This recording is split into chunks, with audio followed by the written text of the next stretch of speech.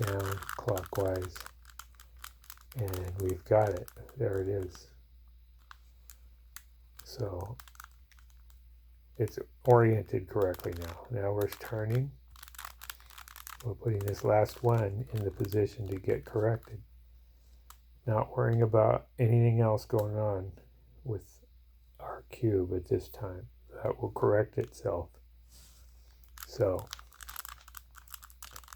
right counterclockwise, down counterclockwise, right clockwise, down clockwise, right counterclockwise, down counterclockwise, right clockwise, down clockwise.